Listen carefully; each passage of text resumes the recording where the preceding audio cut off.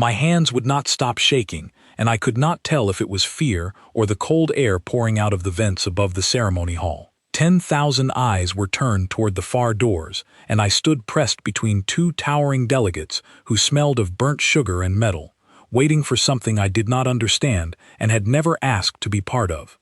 A horn sounded somewhere above the crowd, low and long, and every creature in that hall went still at once. I felt my own heartbeat as a drum inside my chest, loud enough that I was sure the being beside me could hear it too. 3 hours earlier I had been asleep on a transport shuttle, a half-eaten ration bar still in my hand, dreaming about nothing important. My name is Wes Calder, and until that day I was the most forgettable person in the entire human diplomatic mission. I filed reports, I carried bags. I made sure the real diplomats had coffee before their meetings. Nobody sent me to important places because nobody thought I mattered enough to send anywhere at all. Then Ambassador Ilan Marsh got sick 2 hours before the shuttle left for the Varathna ceremony, and there was no one else free to go in her place. My supervisor found me sleeping in the storage bay and shook me awake so hard I bit my tongue. "You are going," he said. "Put on the formal jacket. Do not speak. Do not touch anything. Do not look anyone in the eye unless they look at you first." I asked him what the ceremony even was, and he told me while pushing me toward the shuttle door, talking fast, the way people talk when they are already regretting a decision. He said the Varathna ceremony happened once every 1,000 years, hosted by the Zarkelian Empire, one of the oldest and most respected civilizations in known space. He said every major species sent a small delegation, not because they wanted to celebrate anything, but because refusing to attend was considered an insult so severe it could end trade agreements overnight. At the center of the ceremony stood a single figure the Zarkelians called the Queen of Beauty. I laughed a little when I heard that title, and my supervisor did not laugh back. He told me she was not a queen in the way I understood the word. She held no army, ruled no planet, and gave no orders that any government had to obey. Her power was older and stranger than that. The Zarkelians believed she could see something no other living being could see, a kind of pattern hidden inside every creature, something they called resonance. It was not simply about a pleasant face or a pleasing shape. It was about balance, health, and the invisible song of a species written into its body and its behavior. Once every 1,000 years, the Queen of Beauty walked through the gathered delegations of the galaxy and chose one being to stand beside her during the ceremony. The choice was never treated lightly. It was read across 100 worlds as a message about which species was flourishing and which was fading. Being chosen was considered the greatest honor a single living creature could receive. My supervisor told me this while strapping me into my seat, and then he added one more thing that made my stomach drop. "No human has ever been invited close enough to be considered," he said. "We are barely allowed in the back rows. Do not embarrass us." I promised him I would stay invisible, and I meant it completely. I had no interest in being noticed by anyone, let alone by some ancient being who judged entire civilizations with a glance. I wanted to survive the ceremony, eat something warm afterward, and go back to filing reports where nobody expected anything from me. The shuttle ride felt shorter than it should have, mostly because I spent it memorizing rules from a small data pad the ambassador's assistant handed me at the last second. Do not speak unless spoken to first. Do not raise your voice above a conversational tone. Do not extend your hand toward the Queen's attendants, since among Zarkelians an offered hand can be read as a challenge. Do not stare directly at the Queen for more than a few seconds, because prolonged eye contact is considered either a declaration of interest or a serious insult, and there is apparently no middle ground. By the time we landed, I had read the list so many times that the words had stopped meaning anything. My mind kept circling back to one simple, selfish thought. I only had to stand quietly at the back of a crowd for one evening. How difficult could that possibly be? On the walk from the landing platform to the ceremony hall, I passed groups of delegates from a dozen worlds, and I found myself studying them the way a small animal studies larger ones in the wild, trying to figure out which were dangerous and which simply wanted to be left alone. A pair of tall, silver-skinned beings walked past me without a glance, deep in quiet conversation. A cluster of smaller creatures with wide, curious eyes stared openly at our human group as we passed, whispering to one another in a language that sounded almost like wind chimes. None of them seemed hostile, exactly, but none of them seemed particularly welcoming either. We were simply new, unfamiliar, a variable nobody had accounted for yet, in whatever careful order the galaxy had settled into long before humanity ever left its own solar system. I remembered, walking through that crowd, something my grandmother used to say when I was young and anxious about starting a new school. She told me that the trick to surviving a room full of strangers was not to be the loudest person in it, but to be the quietest one, who still managed to notice everything. I had taken that advice more seriously than she probably intended, and by the time I reached adulthood, quiet observation had become less of a strategy and more of a permanent personality. I noticed things. I remembered details. I rarely spoke up unless someone asked me to. It had made me useful in small, forgettable ways, and invisible in almost every way that mattered. Walking into that ceremony hall, surrounded by beings who had crossed the stars for thousands of years before humanity had even discovered fire, I told myself that same old strategy would carry me through one more unfamiliar room. Stay quiet. Notice everything. Let the important people handle the important moments. It had worked for 26 years of my ordinary life, and I saw no reason it would fail me now. The ceremony hall itself made my selfish thought feel very small, very quickly. It was built from some pale stone that seemed to glow faintly on its own, curving upward into a ceiling so high I could not see where it ended. Thousands of delegates filled the floor below, arranged by species into blocks of color and shape, every group dressed in whatever their culture considered its finest. There were beings with skin like polished glass, beings with 6 long limbs folded elegantly beneath them, beings covered in soft feathers that shifted color with every breath. Compared to them, our small human delegation looked plain and a little lost, tucked into a corner near one of the side entrances. I found myself near the very back of our group, exactly where I wanted to be, half hidden behind 2 taller officials in dark formal coats. From there I could watch everything without anyone watching me. I told myself that was a good place to stay for the rest of the night. An announcer's voice rolled across the hall, deep and resonant, speaking first in a language I did not know, and then in a translated version that filled the air like a whisper directly inside my skull. The Varathna ceremony had begun. All Rose delegations were asked to remain silent and still until addressed. The doors at the far end of the hall opened, and every conversation in the room died at once. I could not see much from where I stood, only a shimmer of pale light moving slowly down the long central aisle, surrounded by a ring of attendants in flowing robes. Beside me, one of the taller officials leaned down and whispered that this was the Queen's honor guard, walking ahead of her to announce her approach.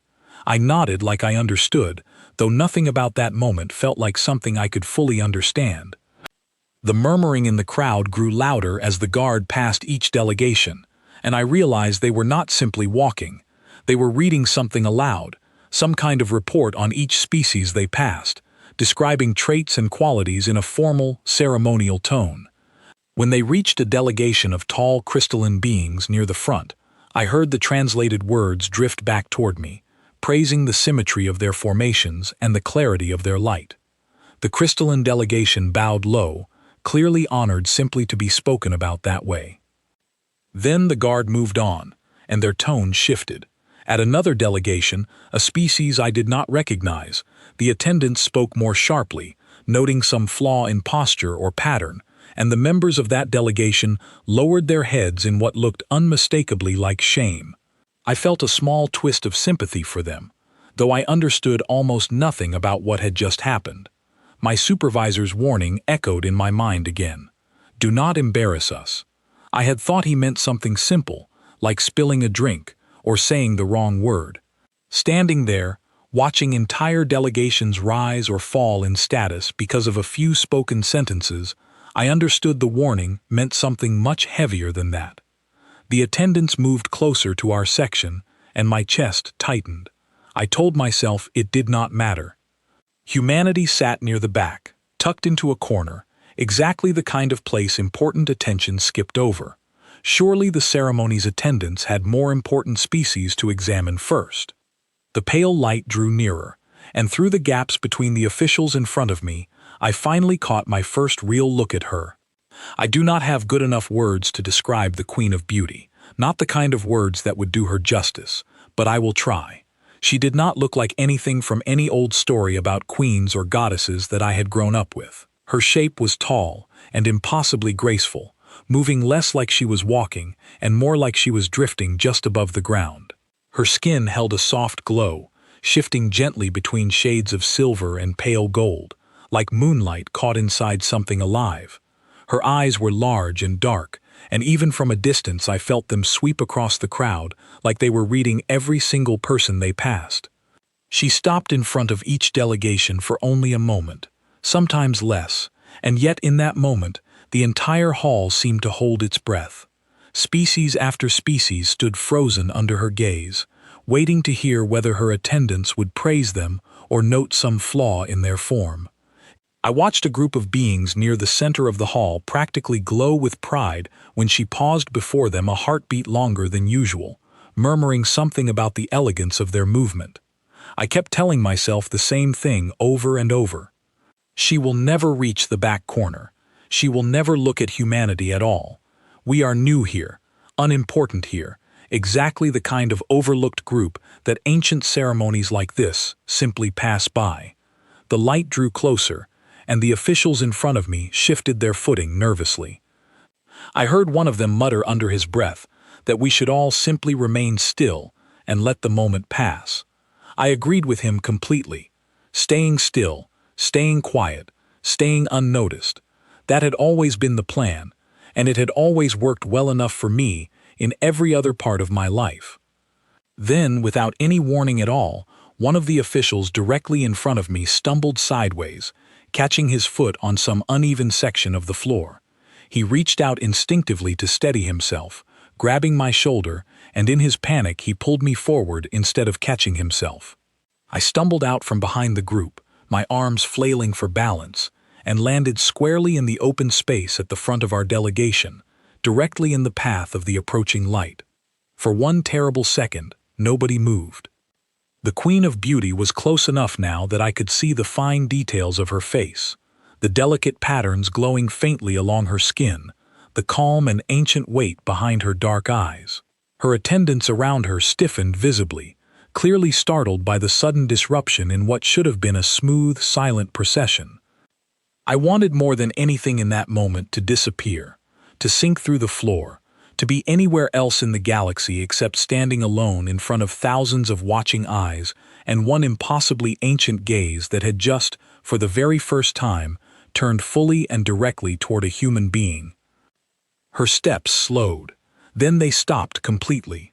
The entire hall seemed to lean forward at once, thousands of beings straining to see what would happen next, and I stood frozen in the open space, wishing desperately that the ground would simply swallow me whole before she decided what to say. Nobody in that hall breathed. I could feel the silence pressing against my ears like water, thick and heavy, broken only by the faint hum of the glowing stone ceiling far above us. The Queen of Beauty stood less than 10 steps away from me, her dark eyes fixed on my face with an attention so complete that I felt as though every other thought in her mind had simply stopped existing. I did not know what to do with my hands, so I let them hang stiffly at my sides, exactly as the rules on the datapad had instructed. Do not extend a hand. Do not stare too long. Do not speak unless spoken to. I kept my gaze low, somewhere around her shoulder, hoping that would count as respectful rather than rude, though at that point I had no real idea which rule applied to a situation nobody had ever prepared me for. Her attendants clustered closer around her, whispering urgently among themselves in their own language, their earlier calm replaced by something close to alarm. One of them, A tall figure wrapped in pale blue robes leaned toward her and spoke a few quick words that the translation field did not catch, though the tone needed no translation at all. It was the tone of someone trying gently to redirect a person away from a mistake. The queen did not move. Behind me, I heard soft, nervous murmuring spreading through the human delegation, and I understood without turning around that every one of them was thinking the exact same thing I was. This was the moment we had been warned about. This was the embarrassment nobody wanted attached to the name of an entire species. I felt the weight of that fear settle onto my shoulders, heavier than anything I had carried in my short, unremarkable career. I risked a glance upward, just for a moment, toward her face, and found her still watching me with an expression I could not read at all. It was not anger. It was not the polite indifference I had seen her show other delegations from a distance. It looked almost like curiosity, the kind of look a person gives something they have never encountered before and cannot immediately explain. The attendant in blue robes tried again, his voice a little louder this time, urging her forward, reminding her that other delegations still waited to be seen. Around the hall, I could sense the tension building, thousands of beings shifting uncomfortably as the ceremony's carefully practiced rhythm stumbled to a halt over one clumsy human standing where he had never intended to stand. She lifted one hand, slow and deliberate, and the attendant fell silent immediately. I had never in my life felt so completely exposed. Every ridge of my nervous, sleep-deprived face, every wrinkle in my badly fitted formal jacket, every awkward angle of a body that had spent the last several hours cramped inside a shuttle seat, all of it sat fully displayed under a gaze that supposedly saw more than any human doctor, artist, or judge ever could. She took one step closer. Somewhere behind me, someone in the crowd gasped audibly, and the sound rippled outward through the hall like a stone dropped into still water. I understood without needing anyone to explain it to me that a single step closer, taken deliberately, meant something significant in whatever silent language governed this ceremony. My pulse hammered so hard I could feel it in my throat. She tilted her head slightly, studying me the way a person might study a painting hung at an unusual angle, trying to decide whether the strangeness was a flaw or simply a different kind of order. Her attendants had gone completely silent now, watching her with expressions caught somewhere between confusion and quiet dread. I forced myself to stay still, remembering every warning I had been given. Do not speak first. Do not move without reason. Let the moment happen the way it was meant to happen, whatever that meant.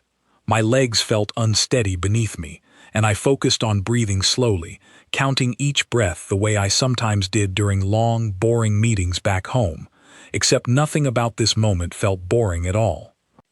Behind the Queen, I noticed other delegations leaning forward now too, curiosity overtaking their earlier discomfort. Word of the disruption seemed to be spreading through the hall faster than sound should have allowed, passed along in murmurs and glances from one section of the crowd to the next. I imagined, somewhere far in the back, my own supervisor watching this unfold with his head in his hands. The Queen's gaze moved slowly across my face, then down along the line of my shoulders, then back up again, unhurried, as though she had all the time in the galaxy and intended to use every second of it. I had the strange sensation of being read rather than simply looked at, as if some part of her mind was measuring things about me that had nothing to do with how I appeared on the surface. Finally she spoke, and her voice carried through the hall without any visible effort, smooth and layered with a strange musical quality that made the translated words feel almost like they were being sung rather than spoken. "Bring the human forward," she said. "Let me see him properly." The words landed on the crowd like a physical shock. I heard sharp intakes of breath ripple outward from every direction, and beside me, one of the human officials made a small strangled sound of disbelief. I did not move, not because I was following protocol, but because my legs had simply stopped listening to me entirely. One of the attendants, recovering some measure of composure, stepped toward me and gestured with a slow, careful motion, indicating that I should walk forward into the open space at the center of the aisle. My mind raced through every possible reason this could be happening. Perhaps it was a formality, a brief moment of curiosity that would end quickly and quietly. Perhaps it was some kind of test that every new species eventually faced when they first joined the ceremony. Perhaps, and this thought terrified me more than any other, it meant something much larger than either of those possibilities. I made myself walk. Each step across that open stone floor felt longer than the last, my borrowed shoes echoing far too loudly against a silence so complete that I could hear my own breathing rasping in my ears. Thousands of eyes tracked my every movement, some curious, some clearly hostile, all of them intensely focused on a man who, only a few hours earlier, had been asleep with a half-eaten ration bar in his hand and no idea that his life was about to change. Halfway across that open space, I passed close enough to a delegation of small, feathered beings that I caught the faint scent of something like warm cinnamon rising from their tightly packed group, and one of them, smaller than the rest, tilted its head to watch me pass with wide, unblinking eyes that held no hostility at all, only pure, open curiosity. It was such a small, ordinary thing to notice in the middle of an overwhelming moment, and yet holding on to that one small detail helped me keep my legs moving forward instead of freezing entirely. I noticed, too, that the attendants surrounding the Queen had arranged themselves into a loose half-circle, watching me approach with expressions ranging from polite neutrality to open, barely hidden alarm. One of them, younger-looking than the others, or at least younger by whatever standard their species measured age, kept glancing toward the tall attendant in blue robes, as though silently asking whether this was truly happening the way it seemed to be happening. When I finally stopped in front of her, close enough now to see the fine, shifting patterns of light beneath her skin in far greater detail, I felt smaller and more exposed than I had ever felt in my entire life. She studied me for a long moment in complete silence, and I forced myself to meet her eyes properly this time, deciding that whatever consequences came from breaking the earlier rule about prolonged eye contact, they could not possibly be worse than whatever was already happening. To my surprise, something in her expression shifted, softening slightly, as though my choice to finally look directly at her had answered some small, unspoken question. "Do you know why the ceremony examines each delegation the way it does?" she asked, her voice gentler now, though it still carried easily to every corner of the massive hall. I shook my head slowly, deciding honesty was safer than pretending to understand something I clearly did not. She nodded, almost approvingly, and continued.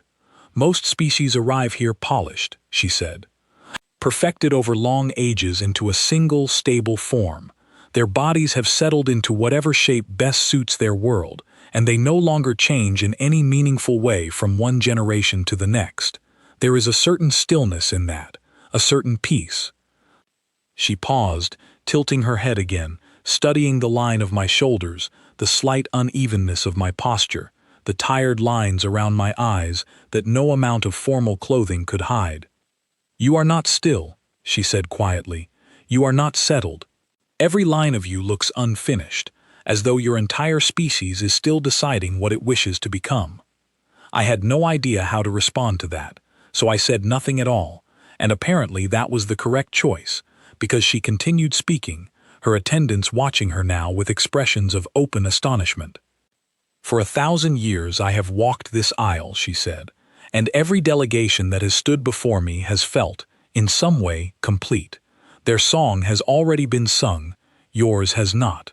I can feel it moving still, restless, uncertain, reaching towards some shape it has not yet found." The hall around us had grown so quiet that I could hear the faint hum of the ceremonial lights overhead, and somewhere far behind me, I imagined my supervisor holding his breath along with everyone else. She lifted one hand slowly, not touching me, simply holding it near my shoulder, close enough that I could feel a faint warmth radiating from her skin. "I have never encountered a resonance like this before," she said, more to herself than to me, though the translation field carried every word to the watching crowd regardless. "It should feel wrong.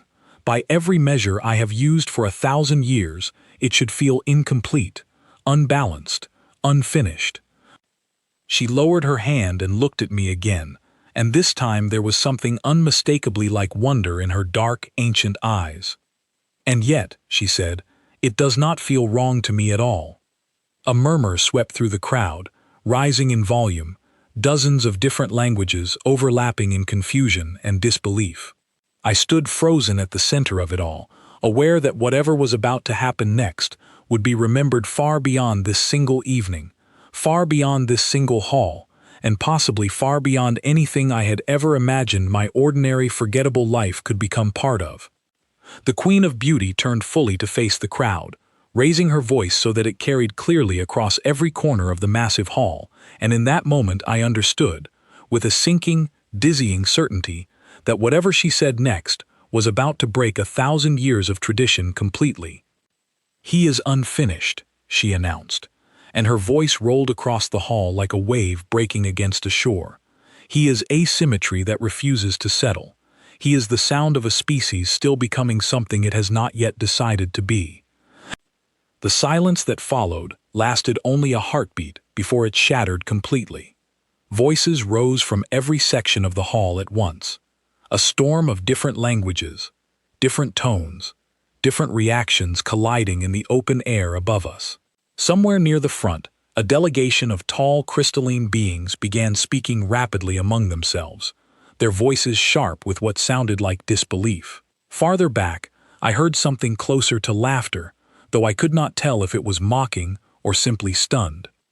I stood at the center of it all, feeling smaller by the second, wishing desperately that I understood even half of what was happening around me. The attendant in blue robes stepped closer to the Queen, his composure completely gone now, his voice rising with an urgency that needed no translation. He spoke quickly, gesturing toward me, then toward the crowd, then toward some ceremonial marking on the floor that I had not noticed before. I caught only fragments through the translation field, words like tradition, precedent, and consequence, repeated over and over like a man trying to hold back a flood with his bare hands. The Queen listened to him without any visible reaction, her expression calm even as the hall around us grew louder and more chaotic. When he finally finished speaking, she answered him in a voice that was gentle but carried an unmistakable weight of finality. "I have spoken the words," she said simply. "They cannot be unspoken now." I did not fully understand what those words meant at the time, but the reaction from the crowd told me everything I needed to know. Several delegations near the front had gone completely silent, standing rigid and still, while others had erupted into open argument, their attendants and representatives gesturing wildly at one another. I caught sight of a tall being with pale, shifting scales pushing forward through the crowd, clearly trying to reach some kind of official position near the ceremonial dais, shouting something in a language I did not recognize but whose tone was unmistakably furious. A hand touched my arm, and I flinched hard before realizing it was one of the human officials, a calm, steady woman named Priya Nandan, who usually handled logistics for the diplomatic mission. She had pushed her way through the crowd to reach me, and her face, though pale, held none of the panic I expected. "Stay calm," she said quietly, close to my ear so only I could hear her over the noise. "Whatever happens next, do not run, and do not apologize. Both would make this worse." I nodded, though I had no idea what worse could possibly look like compared to what was already unfolding around me. The Queen raised one hand again, and though her gesture was small, the effect on the hall was immediate. Voices dropped away one by one, species by species, until the massive space had returned to something close to silence, though I could still feel the tension humming beneath it, like the moment before a storm finally breaks. "I understand this choice unsettles many of you," she said, addressing the crowd directly now, her voice calm but firm. "For 1,000 years, this ceremony has measured beauty as stillness, as symmetry, as the completed shape of a species that has found its final form. That measure has served this galaxy well. I do not dismiss it lightly." She paused, and in that pause I felt the entire hall leaning forward again, waiting. "But stillness is not the only kind of beauty," she continued. "There is another kind, rarer and more difficult to see, found not in what a species has already become, but in what it is still capable of becoming. I have searched 1,000 years for a resonance strong enough to remind this galaxy that such a thing still exists. Tonight, I found it. The tall, scaled being who had been pushing toward the dais finally reached a clear space near the front, and his voice rang out sharply, cutting through the Queen's calm words with open challenge. The translation field struggled for a moment, before catching his meaning clearly. "This is an insult to every species that has stood before you with honor," he said. "You would place an unproven, chaotic species above 1,000 years of tradition based on a single glance." Murmurs of agreement rippled through parts of the crowd, and I felt Priya's hand tighten slightly on my arm, a silent warning to stay still and let the moment play out. The Queen turned toward him, and though her voice remained calm, something in her tone had sharpened, like a blade drawn slowly from its sheath. "I have judged this ceremony for longer than your species has walked upright, Kalen Dross of the Threll Compact," she said, and the being visibly startled at being addressed by name and title in front of the entire hall. "I do not make my judgments lightly, and I do not require your approval to make them." A ripple of tension passed through the crowd, and I noticed several other delegations near Kalen Dross quietly step back from him, distancing themselves from whatever consequences might follow his outburst. He seemed to realize his mistake as well, his posture stiffening, though he did not retreat entirely. "With respect, Your Radiance," he said, his tone shifting to something more careful, more diplomatic. "The tradition of the resonance duel exists precisely for moments such as this. If a choice is questioned by another delegation of standing, that delegation holds the right to challenge it, to prove through trial whether the chosen truly carries the resonance you claim to see." The hall went utterly silent at those words, and I felt a cold weight settle into my stomach even before I fully understood what a resonance duel might involve. Priya's grip on my arm tightened further, and when I glanced at her face, I saw real concern there for the first time since she had reached me. The Queen studied Kalen Dross for a long moment, her expression unreadable, and then she looked back toward me, her dark eyes searching my face as though weighing something important. "You know the tradition you invoke," she said finally, turning back to him. "The duel is not fought with weapons or violence. It is a trial of resonance itself, a series of trials meant to reveal whether a chosen being truly carries the quality I have named, or whether my judgment was mistaken. It is a fair and ancient right, and I will not deny it to you." Kalen Dross inclined his head, something close to satisfaction crossing his sharp features, and I felt my stomach drop even further. Whatever a resonance duel actually involved, it was clear from the reaction around me that it would not be simple, and it was clear from the way every eye in the hall had now turned toward me that I would be the one expected to face it. The Queen turned to me directly, and for the first time since this entire impossible evening had begun, I saw something in her expression that looked almost like an apology. "You did not ask for this," she said quietly, her voice softer now, meant only for those close enough to hear it clearly. "I understand that, but the trial has been invoked, and tradition demands it proceed. I will not force you to accept it. The choice remains yours." I looked around the hall, at thousands of watching eyes, at my own delegation standing tense and uncertain near the back, at Kalen Dross waiting with barely concealed confidence for me to refuse and slink away in humiliation, taking the reputation of my entire species down with me. I thought about my supervisor's warning from just a few hours earlier about not embarrassing us, and I realized with a strange, sinking clarity that refusing now would embarrass humanity far more deeply than anything that had happened so far. Every species in that hall was watching to see whether the first human ever noticed by the Queen of Beauty would stand and face a challenge, or turn and run from one. Before I could speak, a voice rose from within the human delegation, calm and clear, despite the chaos still rippling through the hall around us.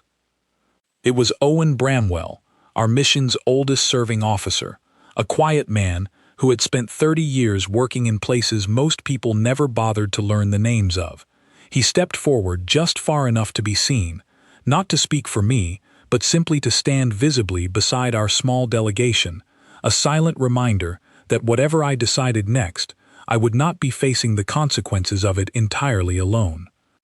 I glanced back at him for only a moment, and he gave me a short, steady nod, the kind of nod that did not tell me what to do, only that he trusted whatever I chose to do next. That small gesture settled something in my chest that all the shouting and murmuring around me had failed to settle. My voice came out smaller than I wanted it to, but it came out steady, and that was enough. "I accept," I said. The hall erupted into noise again, a mixture of astonishment and approval and open skepticism, and somewhere in the chaos I caught sight of Priya closing her eyes briefly, as though praying to whatever gods humanity still believed in that I had just made the right decision. The Queen studied me for a long moment, and then, very slowly, she nodded. "Then let the trial begin," she said, and her voice carried across the hall with a finality that silenced every remaining murmur instantly. 3 trials, as tradition demands: the trial of form, the trial of mind, and the trial of spirit. Should the human endure all 3, his resonance will stand proven beyond challenge, and no delegation in this galaxy may question it again. Kalen Dross smiled, a thin, confident expression that made my skin crawl, and he bowed toward the Queen with exaggerated respect before turning to address the crowd directly, his voice carrying easily now that silence had returned. "Then let us begin with the trial of form," he said, "and let the galaxy see clearly whether this unfinished species can withstand even the first and simplest of the 3. Attendants began moving quickly across the hall, clearing space near the center of the floor, and I felt Priya release my arm reluctantly, stepping back toward the human delegation with a final, steadying glance in my direction. I stood alone at the center of the massive hall, surrounded by thousands of watching eyes from 100 different worlds, about to face something I did not understand, on behalf of an entire species that had never expected any of this from me. "The trial of form," an attendant announced, her voice rolling across the silent hall, "tests the body's resonance under pressure. The chosen must cross the lattice of stillness, a field designed to reveal any imbalance in a being's physical harmony. Only those whose form holds true resonance may cross it without faltering." A section of the floor before me shimmered and shifted, revealing a wide, glowing pathway lined with narrow, uneven platforms suspended above what looked like an endless, softly glowing void. Each platform pulsed gently with shifting light, and I understood immediately that this was no simple walk across solid ground. I glanced back once toward the human delegation, toward Priya's tense, encouraging nod, and toward the ambassador's assistant clutching the datapad like it might somehow still contain useful instructions for a moment like this. Then I turned back toward the shimmering pathway, took a slow breath, and stepped forward onto the first glowing platform, feeling it pulse and shift gently beneath my weight, as the entire galaxy, it seemed, watched to see whether I would fall. The platform beneath my feet pulsed once, gently, like something breathing, and I forced myself not to look down into the glowing void below it. My legs already felt unsteady from everything that had happened in the last hour, and I did not need to add dizziness to that list. The attendant's voice echoed across the hall again, explaining the rules in slow, deliberate words meant for the entire crowd to understand. Each platform, she explained, would respond to the resonance of whoever stood upon it. A being whose body and spirit held true balance would find each platform steady beneath them. A being whose resonance was false, forced, or unworthy would find the platforms shifting unpredictably, tilting, refusing to hold their weight until they were forced to retreat or fall. I did not know which category I would fall into, and that uncertainty terrified me more than the height ever could. I took my first real step forward onto the second platform, and it held steady beneath me, though I felt a faint vibration pass up through my legs, almost like the platform itself was studying me, the way the Queen had studied me only minutes before. I let out a slow breath and kept moving, one careful step at a time, trying not to think about the thousands of eyes watching my every movement. Kalen Dross stood near the edge of the pathway, arms folded, watching with an expression that suggested he expected this trial to end quickly and badly for me. I refused to look at him directly, focusing instead on the platform ahead, then the one after that, counting my steps quietly in my head, the way I sometimes counted things to calm myself during stressful moments back home. Around the fourth platform, something shifted.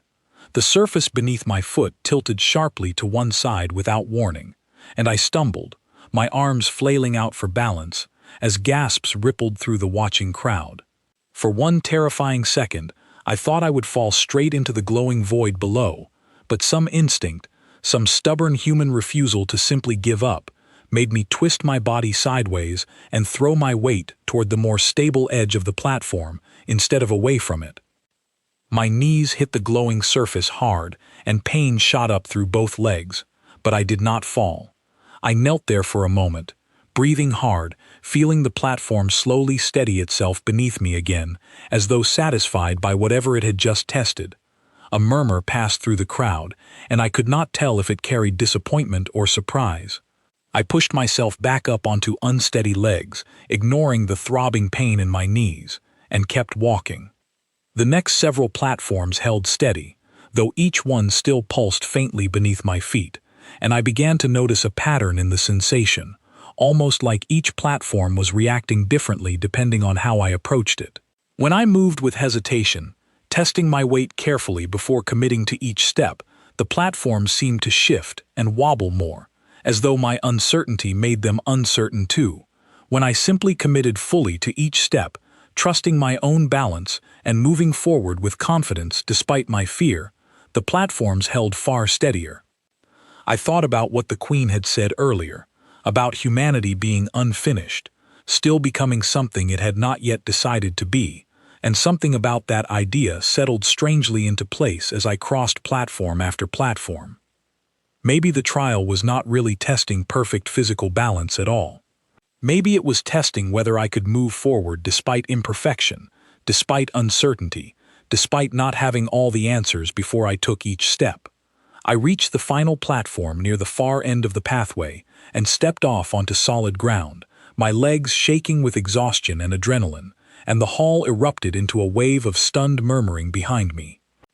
Kalen Dross's expression had shifted from confident amusement to something colder, harder to read, and he said nothing as I turned to face the crowd, breathing hard but standing upright. Somewhere in the distance, I caught sight of Priya with both hands pressed over her mouth, her eyes wide with something between disbelief and relief. The attendant who had explained the trial stepped forward again, studying the shimmering pathway behind me, which had returned to smooth, unbroken floor now that the trial had concluded. She turned to address the crowd, her voice carrying clearly across the silent hall. "The trial of form is complete," she announced. The human's resonance held, though not without visible strain. The trial of form is past. A ripple of reaction spread through the crowd again, quieter this time, more thoughtful than the earlier chaos had been. I noticed several delegations watching me now, with expressions that had shifted from open hostility to something closer to genuine curiosity, and for the first time since this entire evening began, I allowed myself a small flicker of hope that I might actually survive this. Kalen Dross recovered his composure quickly, stepping forward with a thin, tight smile. "One trial proves little," he said, addressing the Queen directly. "The body can be trained, disciplined, forced into false balance through effort alone. The trial of mind will reveal whether there is true resonance beneath the surface, or simply stubborn persistence dressed up as something greater."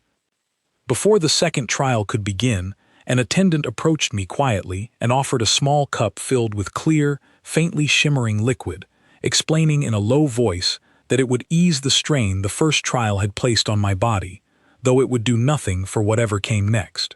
I drank it without hesitation, too exhausted to question whether that trust was wise, and felt a small measure of steadiness return to my aching legs.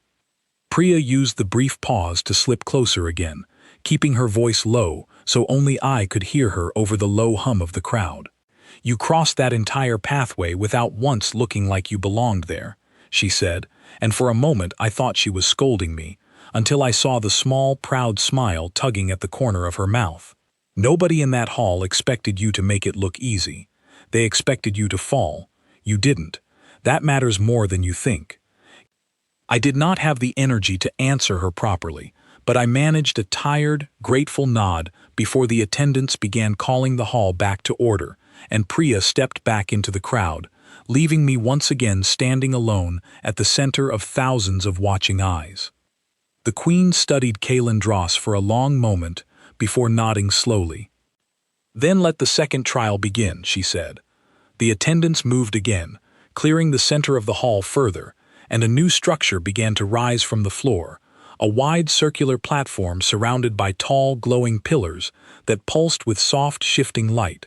I felt a fresh wave of nervousness settle over me as I was guided toward it, my exhausted legs protesting every step. "The trial of mind," the attendant explained once I stood at the center of the circular platform, "tests clarity of thought under pressure, the ability to see truth clearly even when confusion and doubt press in from every side. The chosen will face a series of questions and illusions designed to reveal whether their mind holds true resonance or whether it scatters and fractures under strain." I did not fully understand what that meant until the pillars around me began to glow brighter and the air itself seemed to shimmer and warp, voices rising from every direction at once, overlapping and tangled together, some speaking encouragement, some speaking doubt, some simply repeating fragments of questions I could not fully make out. My vision blurred slightly, shapes shifting at the edges of my sight, and I felt a rising wave of panic building in my chest. I closed my eyes for a moment, trying to steady my breathing the way Priya had once taught me during a particularly stressful diplomatic meeting months earlier, focusing on one simple thought at a time instead of letting the chaos overwhelm me completely. When I opened my eyes again, the shifting voices and shapes had not stopped, but I found I could push through them more easily, focusing on the questions as they came rather than the confusion surrounding them. A voice, clearer than the others, rose from somewhere within the shifting light, asking me a simple question in a tone that somehow cut through all the noise. "What do you value more?" it asked, "the safety of stillness or the risk of change?" I thought about my answer carefully, aware that thousands of beings were listening, aware that whatever I said would likely be remembered and repeated far beyond this single evening. "Change carries risk," I said slowly, "but stillness carries a different kind of risk too. A species that never changes may feel safe, but it also stops growing, stops learning, stops becoming anything more than what it already is. I would rather risk failure while trying to grow than guarantee safety by staying exactly the same forever." The shifting light around me pulsed brighter for a moment, and the overlapping voices quieted slightly, as though considering my answer. Another voice rose, sharper this time, asking a harder question. "If your growth threatens the stability others have built over thousands of years, does your right to change outweigh their right to remain undisturbed?" That question sat heavier in my chest, and I took a moment before answering, choosing my words as carefully as I could manage under the pressure of the shifting light and the watching crowd beyond it.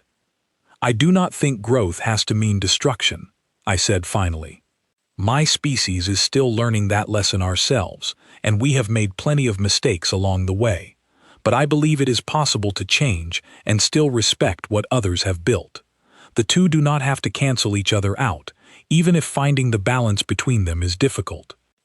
The pillars around me dimmed gradually, the shifting voices fading one by one until only silence remained, and slowly, the blurred shapes at the edges of my vision settled back into the familiar, solid outline of the ceremony hall around me. I stood there, breathing hard, my mind aching with an exhaustion unlike anything physical exercise had ever caused me before. The attendant stepped forward once more, studying me carefully before turning to address the crowd. "The trial of mind is complete," she announced. "The human's thoughts held clarity, even under pressure and confusion. The trial of mind is past." This time, the murmur that spread through the crowd carried something different, something closer to genuine astonishment, and I noticed even some of the delegations who had seemed hostile earlier now watching me with expressions of grudging respect. Kalandros's composure had cracked further, his sharp features tightening with something that looked uncomfortably close to real concern. 2 trials remained, and he opened his mouth to speak again, though this time his voice carried less confidence than before. "The trial of spirit remains," he said, "the final and most difficult trial, the one no false resonance has ever survived intact. Let us see if this human's luck holds through one final test." The Queen watched him for a long moment, her expression unreadable, before turning her dark ancient eyes toward me once more, and I felt, despite my exhaustion, a fresh wave of nervous energy building inside my chest, aware that whatever came next would likely decide everything. The attendants cleared the hall once more, and this time the air itself seemed to change, growing heavier, quieter, as though the entire building held its breath in anticipation of something far more serious than the trials before it. I stood at the center of the open floor, my body aching from the first trial and my mind still tender from the second, and I wondered how much more I truly had left to give. "The trial of spirit," the attendant announced, her voice softer now, almost solemn, "does not test the body or the mind. It tests what remains when both have been stripped away. The chosen must face a reflection of their own truth, without pretense, without performance, and without anywhere left to hide." Before I could ask what that meant, the floor beneath me shimmered and dissolved into darkness, and I found myself standing not in the great ceremony hall anymore, but in what looked like an empty, quiet room, dimly lit, familiar in a way that unsettled me deeply. It took me a moment to recognize it as my own small quarters back on the human diplomatic station, exact down to the crumpled blanket on my narrow bed and the stack of unread reports on my desk. A figure sat on the edge of that bed, and with a jolt, I realized it was me, or some reflection of me, watching myself with tired, familiar eyes. "You never wanted any of this," the reflection said quietly, its voice sounding exactly like my own. "You wanted to stay unnoticed. You wanted to disappear into the background where nobody expected anything from you. Why are you still standing here, pretending you belong in front of a queen and 100 watching worlds?" I opened my mouth to answer, then closed it again, genuinely searching for the truth, rather than reaching for whatever answer might sound impressive to an audience I could not currently see or hear.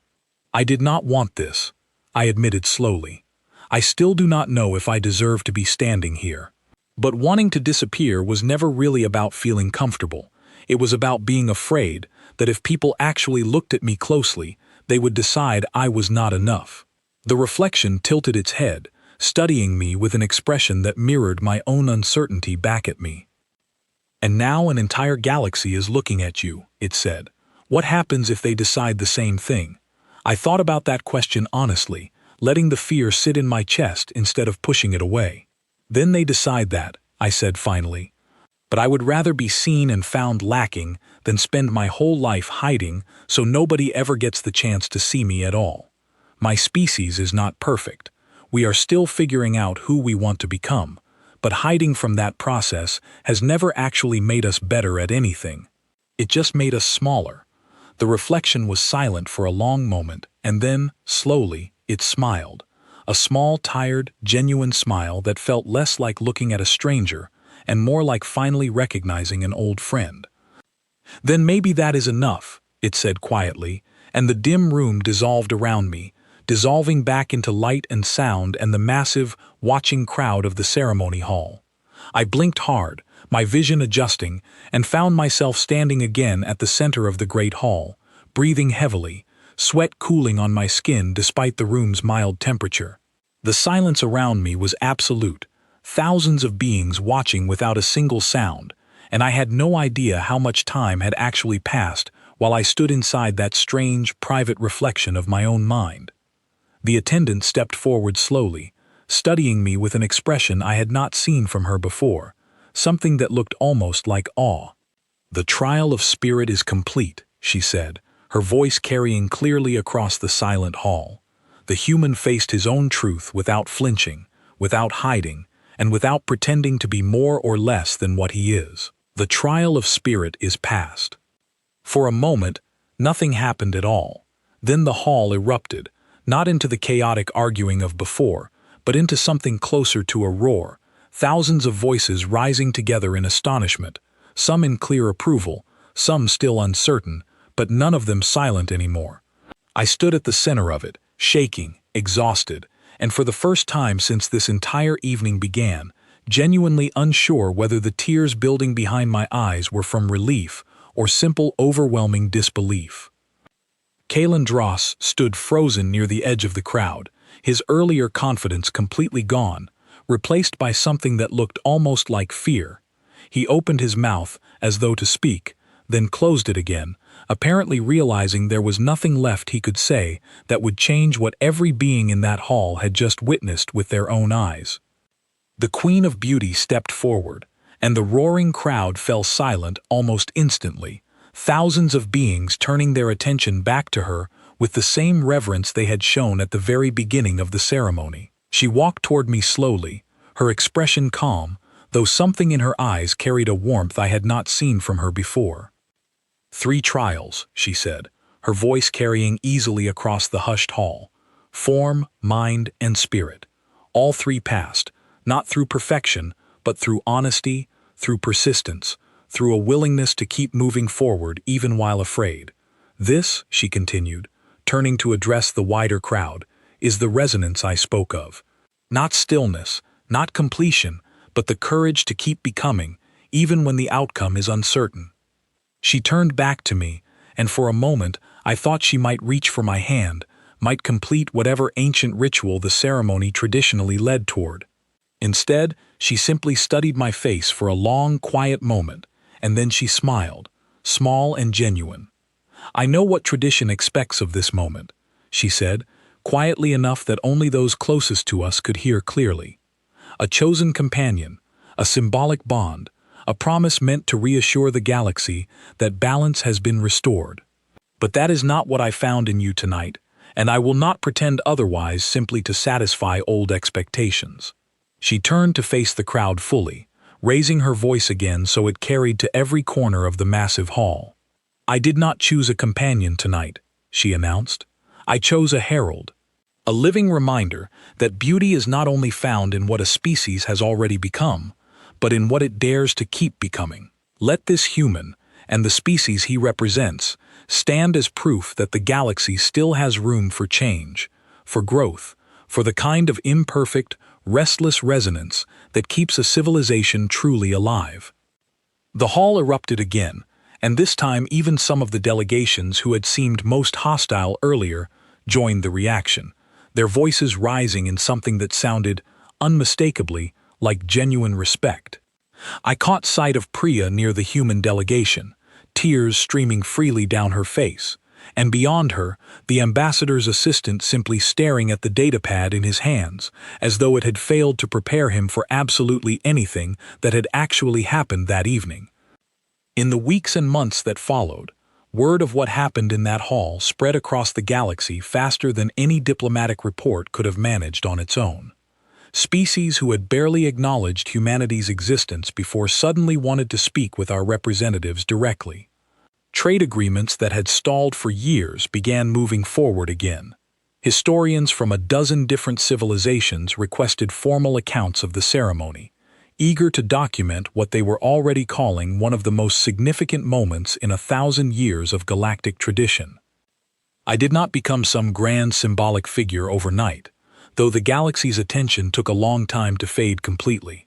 Mostly, I went back to my ordinary life, filing reports, carrying bags for actual diplomats, doing the same small, forgettable work I had done before. But something had shifted, quietly, beneath the surface of that ordinary life, something I carried with me long after the memory of that glowing hall had softened at the edges.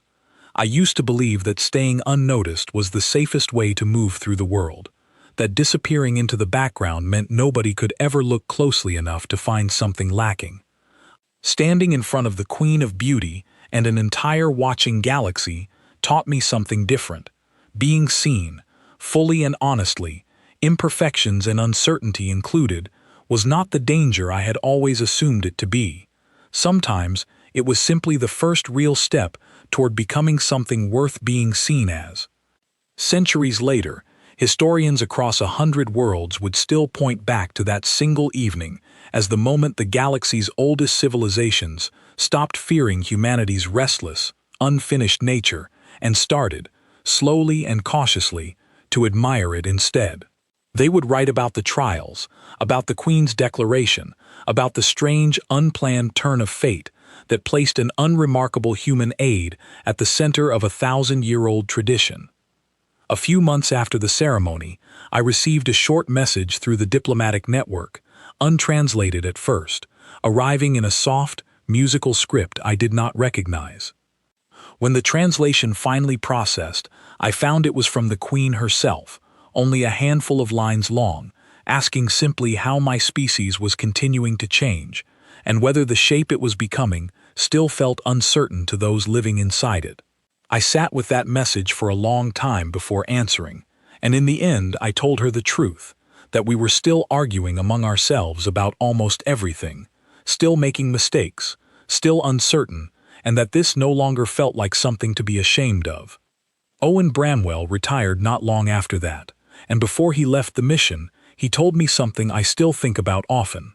He said that for 30 years he had watched species after species arrive in galactic society, trying to prove they had already arrived at some final, polished version of themselves, and that watching one clumsy, unprepared human refuse to pretend otherwise had done more for humanity's standing among the stars than a decade of careful diplomacy ever could have managed on its own. Priya stayed on with the mission, and we still speak often, usually about nothing more important than paperwork and travel schedules, though every so often one of us brings up that evening in the ceremony hall, and we both fall quiet for a moment, remembering it the way people remember the exact instant their life quietly turned a corner without warning. I do not think of myself as remarkable, even now, looking back on everything that happened. I think of myself as ordinary, tired, a little stubborn, and endlessly unfinished, exactly the way the Queen of Beauty first described me on that impossibly long evening. But if that unfinished, restless quality is truly what she saw resonating within me that night, then maybe it is not something to hide after all. Maybe it is simply what it means to still be alive, still becoming, still reaching toward whatever comes next, one uncertain step at a time.